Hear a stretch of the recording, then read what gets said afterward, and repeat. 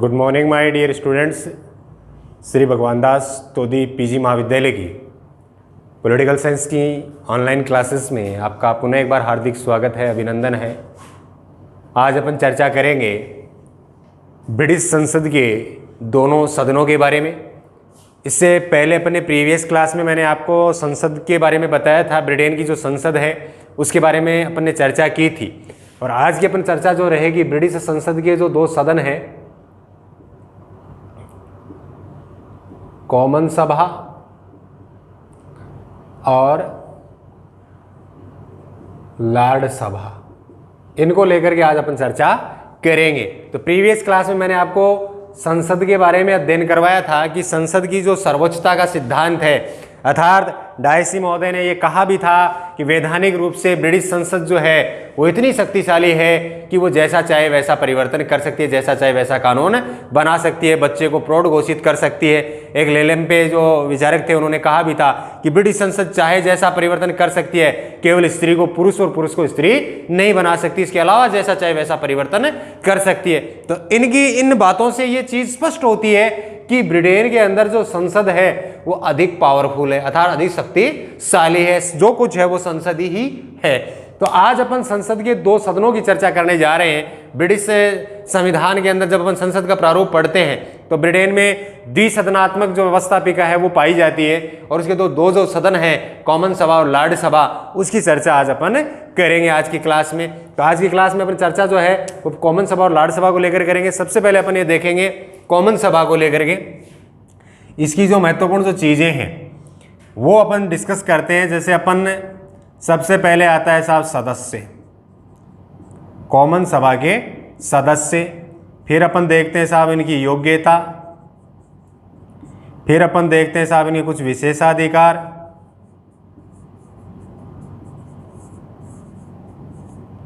इसके बाद अपन देखते हैं इनके वेतन,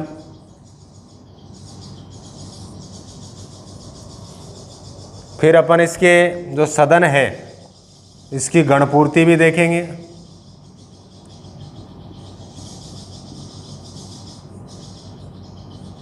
और फिर अपन इसकी शक्तियां भी देखेंगे। यही चीजें जो है अपन कॉमन सभा के अंदर देखेंगे। कॉमन सभा के अंदर जो लॉर्ड बनते हैं जिनको पीहर कहा जाता है, इसके अलावा इनकी जो शक्तियां हैं, इनकी जो योग्यता है, योग्यता के आधार पर तो इनको चार भागों में अपन देखेंगे, 3-4 भागों में बांट करके, और इसके अलावा इनके विशेषाधिकार, वेतन को लेकर के अपन चर्चा करेंगे। तो सबसे पहले अपन बात करते हैं कॉमन सभा को लेकर के। तो ब्रिटेन के अंदर जो कॉमन सभा है उसकी जो सदस्य संख्या है, कुल सदस्य संख्या 650, कितनी है? 650 सदस्य संख्या है। और आपको पता होगा कि जब हम ब्रिटेन का अध्ययन करते हैं तो ब्रिटेन के अध्ययन के अंदर कुछ अन्य क्षेत्र जो हैं, जैसे वेल्स का है, उत्तरी आयरलैंड है, स्कॉटलैंड है, ये भी इसके ब्रिटेन का एक जो संयुक्त अपन ग्रेटर ब्रिटेन जो कहते हैं वो ये संपूर्ण भाग मिल करके बनता है। यूनाइटेड किंगडम की अपन जब चर्चा करते हैं तो वो उन सभी क्षेत्रों को मिला करके बनता है, जिसमें इंग्लैंड का क्षेत्र भी है, एक वेल्स का क्षेत्र भी है, एक स्कॉटलैंड है, स्कॉटलैंड, और एक उत्तरी आयरलैंड है।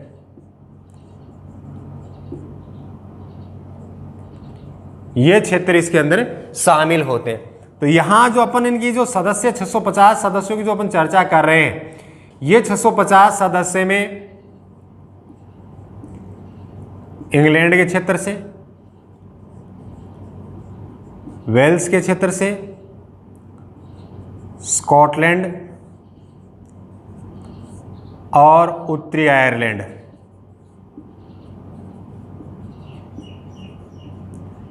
यानी इंग्लैंड का जो कॉमन सभा का जो प्रतिनिधित्व है वो व्यापक क्षेत्र में फैला हुआ है, सीमित क्षेत्र में नहीं है। इनकी जो निर्वाचन की जो प्रक्रिया है अर्थात निर्वाचन जो क्षेत्र है वो व्यापक क्षेत्र का प्रतिनिधित्व जो है उनके प्रतिनिधि करते हैं। यहाँ जब अपन इंग्लैंड की चर्चा करते हैं तो इंग्लैंड से यहाँ 529 सदस्य चुने जाते हैं, 529, वेल्स से 40 सदस्य, और स्कॉटलैंड और उत्तरी आयरलैंड से, स्कॉटलैंड से 59, और उत्तरी आयरलैंड से 18 सदस्य चुने जाते हैं साहब।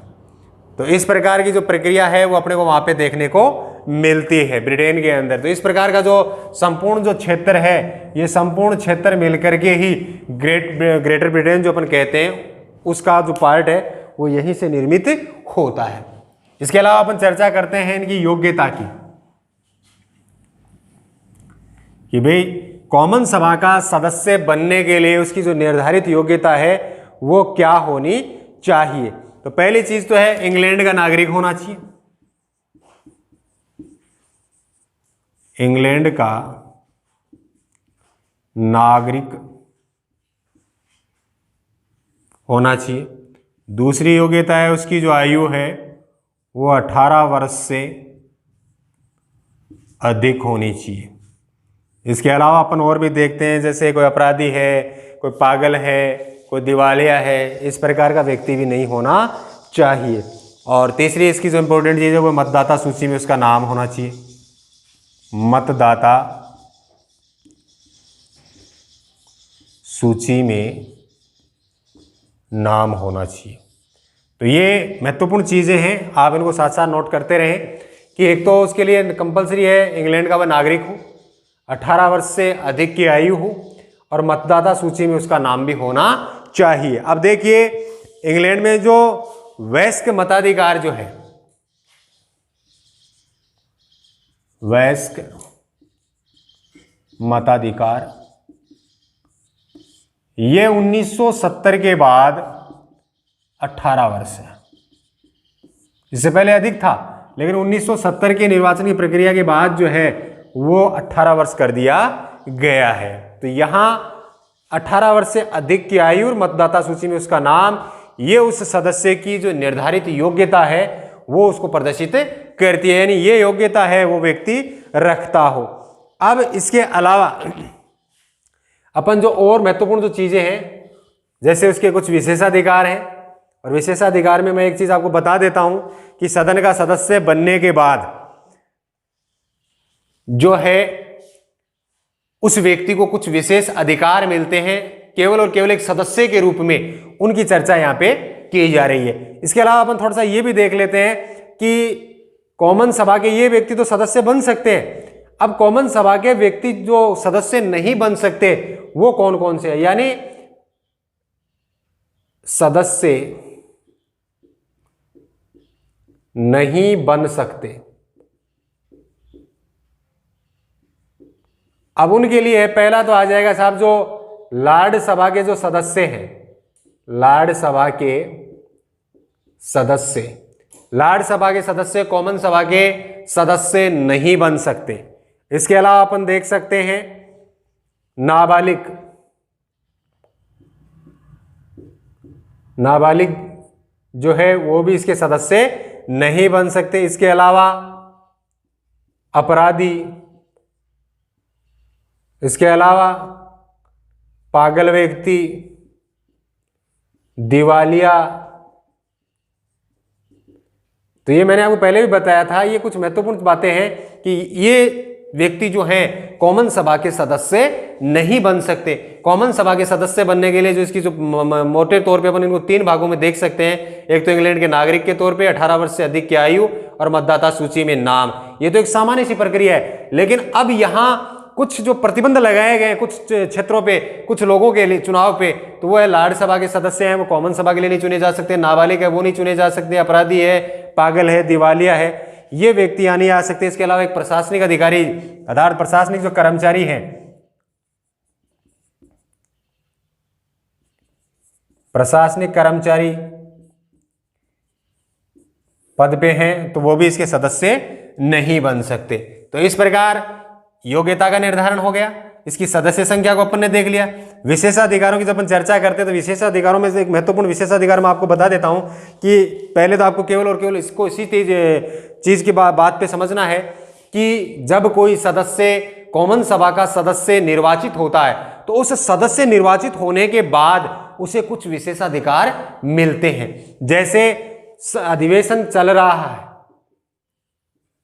यानी सदन का जो अधिवेशन है वो चल रहा है, तो ऐसी स्थिति में अधिवेशन के 40 दिन पहले और 40 दिन बाद जो दीवानी जो मुकदमों की अपन चर्चा करते हैं, दीवानी मुकदमों के अंदर उसे गिरफ्तार नहीं किया जा सकता। समझ गए? वाद जो अपन देखते हैं, एक फौजदारी होता है, एक दीवानी होता है, जो पारिवारिक या किसी आपसी मनमुटाव के तौर पे जो कलह होती है संपत्ति को लेकर के, इस प्रकार के जो वाद आते हैं वो दीवानी में आते हैं। फौजदारी जो होता है वो हिंसक जो प्रवृत्ति के जो मुकदमे होते हैं वो फौजदारी में आते हैं। तो यहां जो ये छूट मिली है 40 दिन पहले और 40 दिन बाद, यानी अधिवेशन की बात कर रहे हैं, अधिवेशन के सत्र से 40 दिन पहले हो और समाप्ति के 40 दिन बाद तक, और ये जो बात लागू होती है वो केवल और केवल दीवानी मुकदमों में पर। ऐसी स्थिति में उसको कुछ विशेषाधिकार दिए गए हैं। इसके अलावा ये मैं मिटा देता हूं एक बार।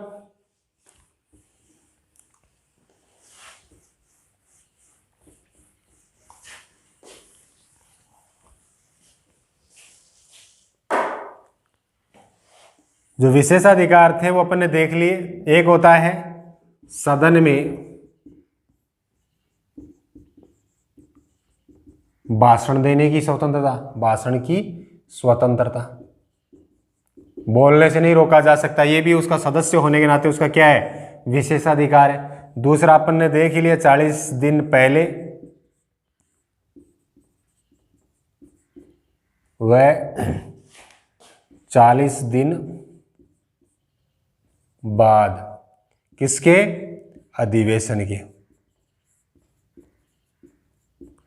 कौन से मुकदमों में, दीवानी।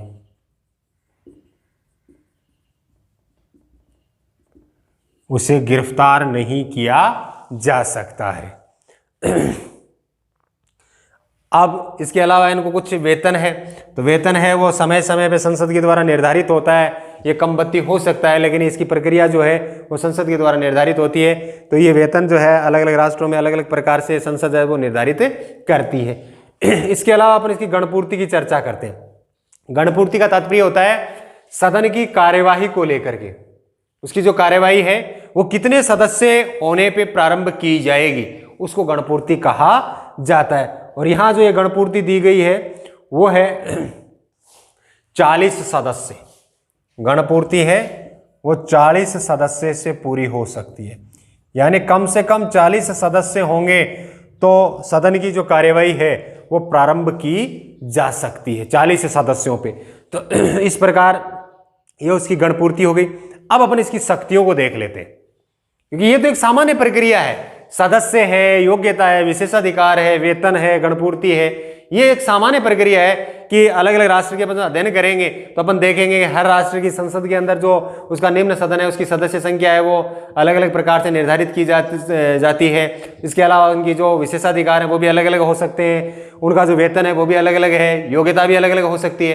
तो ये एक सामान्य प्रक्रिया है। हर राष्ट्र के संदर्भ में आपको ये चीजें जो हैं एक सदस्य के तौर पे, निम्न सदन के सदस्य के तौर पे आपको ये देखने को मिलेंगे। यही चीजें जो थी मैंने एक सामान्य प्रक्रिया के तौर पे आपको समझाने का प्रयास किया है। अब जो महत्वपूर्ण बात जो अपन करने जा रहे हैं वो है शक्तियों को लेकर के, कि कॉमन सभा के पास जो शक्तियां हैं वो कौन कौन सी शक्तियां और किन किन अधिकार क्षेत्र जो है उनमें जो अपन कॉमन सभा को एक शक्तिशाली सदन के रूप में देखते हैं।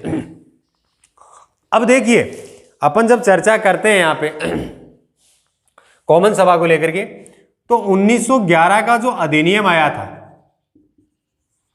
इस अधिनियम से पहले ब्रिटेन के अंदर लॉर्ड सभा जो थी वो ज्यादा शक्तिशाली थी, लेकिन इस अधिनियम के बाद कॉमन सभा के प्रभाव में या उसकी शक्तियों में वृद्धि जो है वो देखी जाने लगी थी। तो आपको एक घटनाक्रम भी याद रखना है कि किस सन के बाद कॉमन सभा की शक्तियों में अपने को वृद्धि देखने को मिली थी। तो 1911 का जो अधिनियम आया था उसके बाद कॉमन सभा की शक्तियों में वृद्धि हुई।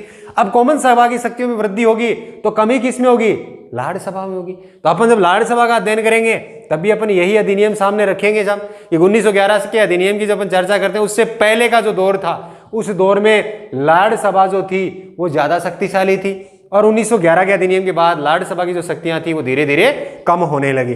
अब अपन बेसिकली इसकी शक्तियां जो है वो देखते हैं साहब।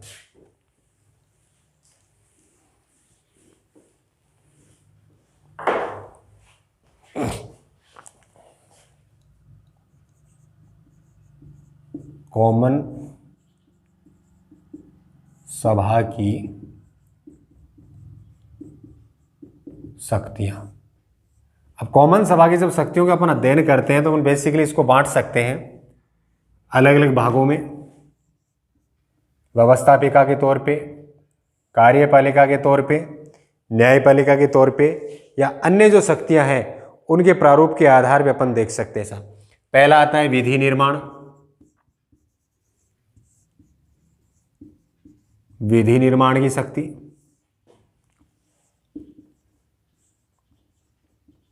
कार्यपालिका शक्तियां, ये भी अपन देख सकते हैं। इसके अलावा तीसरा है वित्तीय शक्तियां।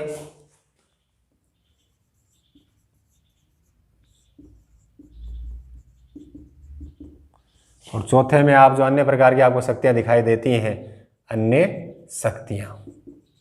ये तो बेसिकली मोटे तौर पे अपन इनको देख रहे हैं। अब देखिए विधि निर्माण के संदर्भ की अपन चर्चा करते हैं तो इससे पहले वाली क्लास में मैंने आपको बताया था ब्रिटिश संसद जो है चाहे जैसी विधि बना सकती है। तो अपन यहाँ देख सकते हैं कि 1911 के बाद का जो अधिनियम था 1911 का, उसके बाद विधि निर्माण के क्षेत्र में जो कॉमन सभा है उसकी शक्तियों में वृद्धि देखी जा रही थी, क्योंकि कॉमन सभा की जो शक्तियां है वो निरंतर क्या है, बढ़ती जा रही थी। तो यहाँ विधि निर्माण में जो कॉमन सभा है वो ज़्यादा शक्तिशाली है, वो जैसा चाहे वैसा विधि का निर्माण वो है वो कर सकती है। यहाँ पे केवल और केवल जो इसकी जो लार्ड सभा है, अब कोई भी विधि निर्माण कोई भी विधेयक है, अपन जब जानते हैं कि जो संसद की अपन चर्चा करते हैं, यहाँ पे इस संसद की चर्चा करते हैं तो इसमें राजा अर्थात सम्राट भी इसमें है, कॉमन सभा भी है, प्लस लार्ड सभा भी है। कॉमन सभा, लार्ड सभा अर्थात कार्यपालिका की जो अर्थात प्रधानमंत्री, मंत्री परिषद, ये सब जो समूह जो आता है इनसे मिलकर के ही संसद बनती है। तो यहां जब अपन किसी विधेयक की चर्चा करते हैं तो विधेयक के लिए कॉमन सभा, फिर लार्ड सभा और फिर आता है सम्राट।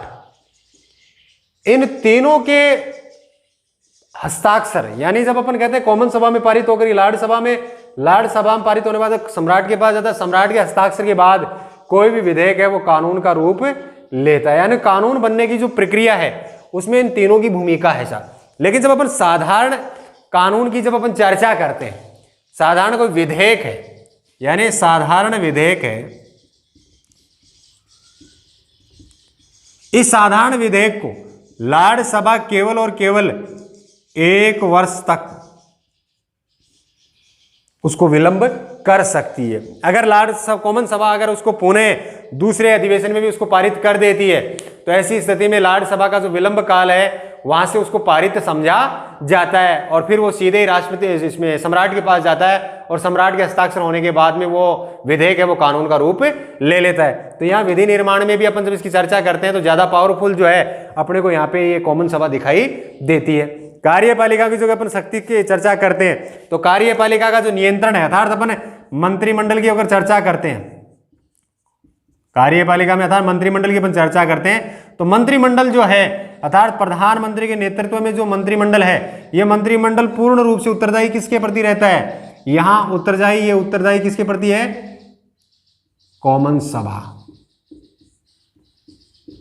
क्योंकि प्रधानमंत्री का अपन ने जो अध्याय पढ़ा था उस समय मैंने बताया था कि प्रधानमंत्री का लोक सदन का सदस्य होना अनिवार्य है। अर्थात प्रधानमंत्री जो होता है वो कॉमन सभा का सदस्य होता है और कॉमन सभा से ही वो मंत्री बनाए जाते हैं। पहले तो लार्ड सभा में भी बनाए जाते थे, लेकिन अब जो परंपरा का जो अनुसरण हो रहा है उसके आधार पे मंत्री ज्यादातर जो है वो कॉमन सभा के हैं। तो इस प्रकार ये मंत्री जो है कॉमन सभा के प्रति ही उत्तरदायी रहते हैं। तो इस प्रकार इन मंत्रिमंडल पे भी उसकी कार्य प्रणाली पर भी कॉमन सभा के जो सदस्य हैं वो उनसे प्रश्न पूछ करके या उनसे पूरक प्रश्न पूछ करके उन पे नियंत्रण रखते हैं। वित्त की जब अपन चर्चा करते हैं तो वित्तीय शक्तियां भी क्या है, कॉमन सभा के पास है, क्योंकि वित्त की जो शक्तियां हैं उसमें लार्ड सभा केवल 1 माह के लिए कोई वित्त से संबंधित कोई विधेयक है उसमें 1 माह का विलंब कर सकती है उसमें किसी प्रकार की कोई कटौती नहीं कर सकती है।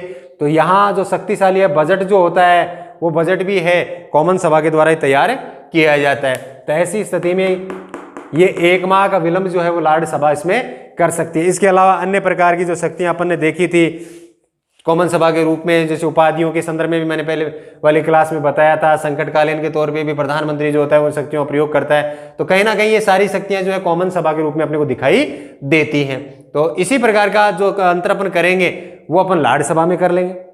लाड़ सभा में भी यही देखते हैं अपन।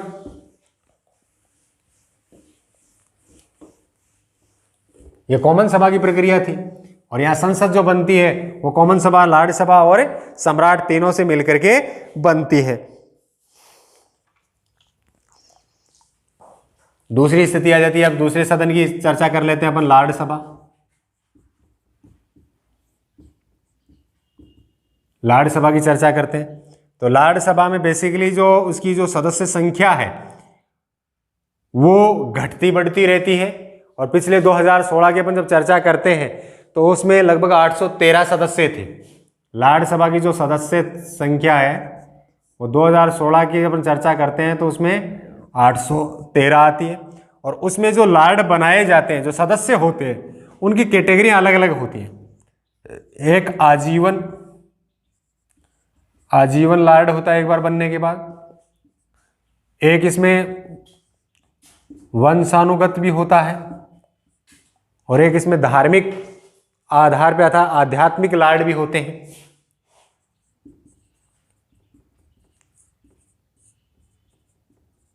तो इस प्रकार के अलग अलग कैटेगरी के जो सदस्य होते हैं उनको लाड़ बनाया जाता है। और लाड़ बनाने के लिए मैंने आपको बताया पिता प्रधानमंत्री जो है राष्ट्रपति से नए लाड़ की नियुक्ति के संदर्भ में सिफारिश कर सकता है उनकी चयन की प्रक्रिया के संदर्भ में।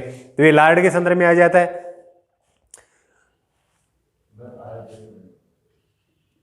इसके अलावा अपन इसके जो विशेषाधिकार अपन चर्चा कर रहे थे, तो जैसे विशेषाधिकार अपन कॉमन सभा में अपन पढ़ करके आए थे वैसे ही विशेषाधिकार अपन को यहाँ पे भी देखने को मिलते हैं। लेकिन एक जो महत्वपूर्ण जो विशेषाधिकार था वो और बता देता हूँ कि लाड़ बनाने का जो पियर बनाने का जो था, पियर कह दीजिए, लाड़ कह दीजिए, इनके बनाने का जो विधेयक है वो केवल लाड़ सभा में प्रस्तुत किया जाता है। इसके अलावा इनके कुछ वेतन भी हैं तो वो भी इनके अलग अलग कैटेगरी के आधार पर इनके तय होते हैं। एक आपको लिए महत्वपूर्ण चीज होती है गणपूर्ति।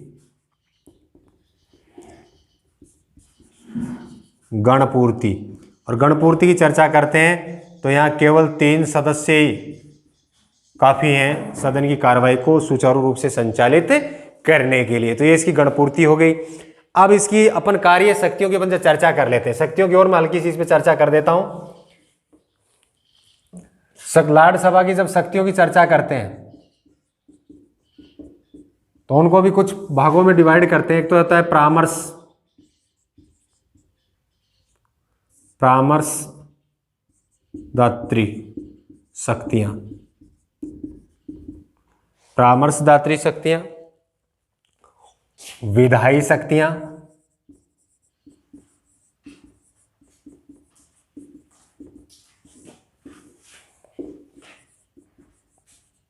कार्यपालिका शक्तियां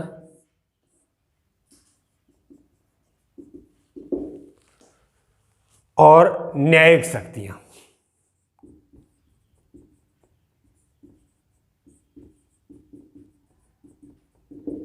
अब देखिए परामर्शदात्री शक्तियों की चर्चा करते हैं लाड़ सभा की, कि लाड़ सभा को परामर्शदात्री शक्तियां कौन सी होती हैं। तो यहां क्या होता है कि लाड़ सभा परामर्श देती है किसको? सम्राट को। जब कॉमन सभा विघटित हो चुकी है, कॉमन सभा अस्तित्व में नहीं है, तो ऐसी स्थिति में जब सम्राट को परामर्श की आवश्यकता होती है तो यहां लाड़ सभा के द्वारा सम्राट को परामर्श दिया जाता है। यह परामर्श कब दिया जाता है? जब कॉमन सभा का विघटन हो चुका है। तो यह परामर्शदात्री कार्य हो गया।